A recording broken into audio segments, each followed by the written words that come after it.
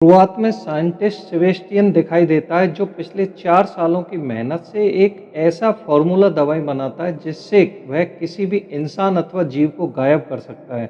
लेकिन अभी तक कोई भी ऐसी दवा नहीं बना पाया है जिससे वह गायब हुए जानवरों को वापस विजिबिलिटी में ला सके। पिछले 11 महीनों से वह कड़ी मेहनत कर रहा है ताकि वह गायब हुई चीज़ों को वापस ला सके। आखिरकार उसे कामयाबी मिलती है और वह वापस उन चीज़ों को देख सकता है जो उसने गायब की थी। इसके बाद में वह अपने साथी लिंडा, मैथ्यू और बाकी के लोगों को बताता है कि मैंने दवा का फॉर्मूला खोज लिया है और अब तुम सब लैब में आ जाओ। इसके बाद में वह इजाबेल नाम की एक गोरिल्ला पर इसका प्रयोग करते हैं जो पहले उन्होंने गायब कर दी थी। बड़ी मुश्किल से उस गोरिल्ला के हाथ पैर बांधकर उसको दवा इंजेक्ट करते हैं। जैसे ही ऐसा करते हैं गोरिल्ला को प्रॉब्लम होती है, उसकी धड़कनें बढ़ जाती हैं और लगता है कि वह नहीं बचेगी। लेकिन धीरे धीरे गोरिल्ला के दिल की धड़कनें नॉर्मल होने लगती हैं और वह दिखाई देने लग जाती है। गोरिल्ला की पूरी विजिबिलिटी के साथ ही यह एक्सपेरिमेंट सफल हो जाता है। लोग खुश होते हैं। यहाँ पर जितने भी प्रयोग और जितनी भी रिसर्च चल रही है, यह सब मिलिट्री के लिए चल रही है। यानी कि सेबेस्टियन मिलिट्री के लिए काम कर रहा है। वह एक ऐसी दवा बना रहा है जिससे लोगों को गायब कर सके और वापस विजिबल हो सके। मिलिट्री की मीटिंग होती है जिसमें सेबेस्टियन झूठ बोल देता है कि मुझे गायब करने में तो कामयाबी मिल गई है, लेकिन मैं अभी उसका तोड़ नहीं बना पाया हूँ। इसके लिए मुझे और समय चाहिए। तब मिलिट्री का सुपीरियर उससे कहता है कि तुम्हें काफ़ी टाइम दे चुका हूँ, इससे ज़्यादा मैं नहीं दे सकता। अगर तुम नहीं कर सकते तो हम किसी और को हायर कर लेंगे।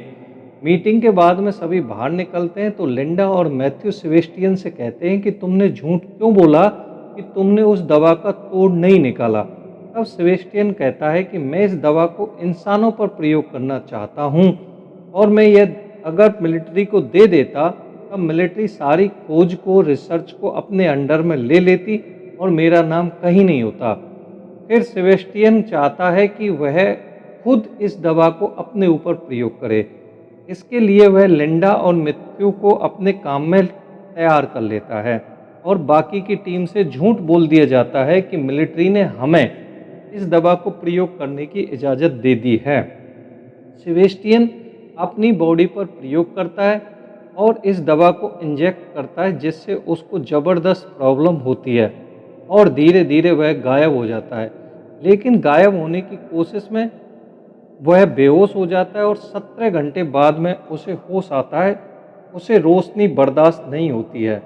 उसके बाद उसकी पूरी बॉडी की जांच की जाती है, तब सभी जांचें नॉर्मल पाई जाती हैं। सेबेस्टियन गायब है इसलिए उसके पास लड़कियों को अजीब सा महसूस होता है क्योंकि वह पूरी तरीके से एक ठरकी इंसान होता है जो कि इनविजिबल हो चुका है। 3 दिन के बाद उसको विजिबल करने के लिए दवाई लगाई जाती है, लेकिन इस इंजेक्शन के बाद उसको तेज दर्द होता है। उसके बावजूद भी वह विजिबल नहीं हो पाता है, जो परेशानी का कारण है।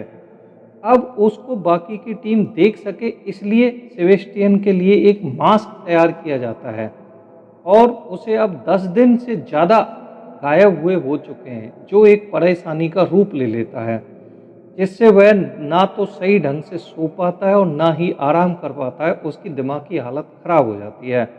एक दिन अचानक वह लैब से निकलकर अपने घर पहुंच जाता है और वह देखता है कि पड़ोस में एक लड़की नहाने जा रही है जिस पर सेबेस्टियन की काफ़ी समय से नज़र होती है। वह अपना मास्क उतार देता है और इस लड़की के घर जाकर डोरबेल बजाता है। जब लड़की दरवाज़ा खोलती है तो उसे कोई भी दिखाई नहीं देता है क्योंकि वह इनविजिबल होता है। वह अंदर घुस जाता है और लड़की के साथ में रेप करता है।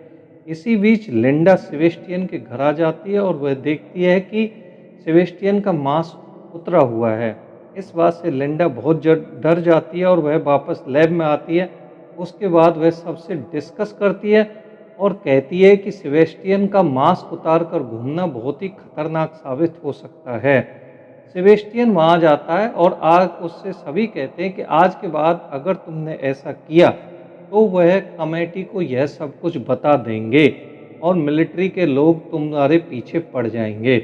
सेबेस्टियन लिंडा की बात मान लेता है, लेकिन सबके दिल में कहीं ना कहीं एक डर होता है कि यह इसकी आदत बहुत खराब है और ये मानेगा नहीं। लेकिन इसके बाद में देखते हैं कि वो लोग उस पर क्या कर सकते हैं। तब सभी लोग सेबेस्टियन पर 24 घंटे थर्मल कैमरा से नज़र रखने की कोशिश करते हैं। इससे वह परेशान हो जाता है और सेबेस्टियन कैमरा से छेड़खानी करने के बाद अपनी रिकॉर्डिंग चला देता है और ऐसा करके वहाँ से भाग जाता है। वह लिंडा के घर जाता है। जब वह देखता है कि लिंडा का अफेयर उसी कलीग मैथ्यू के साथ है, इस बात से बहुत गुस्सा आता है और गुस्सा इसलिए भी आता है कि क्योंकि वह उसकी एक्स गर्लफ्रेंड थी। अब गुस्से में वह घर की खिड़की के कांच को तोड़ देता है। लिंडा बाहर देखती है लेकिन उसको कोई दिखाई नहीं देता है, लेकिन उसे शक हो जाता है कि ये सेबेस्टियन ही होगा। तब जाकर के लिंडा वहाँ कॉल करती है और लैब में पूछती है कि क्या सेबेस्टियन लैब के अंदर है। तब वहाँ बैठा लड़का कहता है कि हाँ वही है, लेकिन उसे नहीं पता कि वो सिर्फ एक रिकॉर्डिंग देख रहा है। गुस्से में सेबेस्टियन लैब में वापस आता है और एक कुत्ते को मार देता है। जब सुबह जानवरों की डॉक्टर आती है तब वह देखती है कुत्ता मरा हुआ है। इसके बारे में वह सेबेस्टियन से पूछती है, लेकिन सेबेस्टियन मना कर देता है और वह कहता है कि आप रिकॉर्डिंग देख सकती हो। जब सभी रिकॉर्डिंग देखते हैं तो वहाँ पता नहीं चलता है कि उसने ऐसा क्यों किया, लेकिन सभी को शक हो जाता है कि ये काम उसी का होगा। इसके बावजूद सेबेस्टियन सभी को बेवकूफ़ बनाता है और लिंडा भी फैसला करती है कि वह सारी रिपोर्ट इस पूरी प्रोजेक्ट की हेड यानी कि डॉक्टर को बताएगी। वो डॉक्टर के पास जाते हैं और उन्हें सब कुछ बता देते हैं। सुनने के बाद डॉक्टर क्रेमर को बहुत गुस्सा आता है और वह उन दोनों को प्रोजेक्ट से निकाल देता है। उनके जाने के बाद डॉक्टर क्रेमर यह बात अपने बाकी साथियों को बताने के लिए अपने फ़ोन को उठाता है, लेकिन फ़ोन डेड मिलता है। वहाँ पर सेबेस्टियन पहुँच चुका होता है और वह डॉक्टर क्रेमर को स्विमिंग पूल में डुबोकर मार देता है। इसके बाद में सेबेस्टियन लैब वापस आ जाता है। यहाँ पर सुबह बताया जाता है कि लिंडा और मैथ्यू क्रेमर के फ़ोन का इंतज़ार कर रहे हैं क्योंकि आज मीटिंग होने वाली है, लेकिन उसका फ़ोन नहीं आता है। तब लिंडा उसके घर फ़ोन करती है। तब उसे पता चलता है कि डॉक्टर क्रेमर की पानी में डूबकर मौत हो गई। इसके बाद लिंडा यह डिसाइड कर देती है कि इस प्रोजेक्ट के बारे में सभी को बता देगी, क्योंकि अभी तक जितने भी लोग इस लैब के अंदर आए हैं, यहाँ पर जितने भी लोग काम करते हैं, सिर्फ वही लोग जानते हैं कि सेबेस्टियन इनविजिबल यानी गायब है। इसके अलावा कोई भी नहीं जानता। अब ये वहाँ से बाहर जाने की कोशिश करते हैं, लेकिन एक भी दरवाज़ा नहीं खुलता है क्योंकि सेबेस्टियन ने सारे दरवाजे बंद कर दिए हैं और वह आज़ाद है।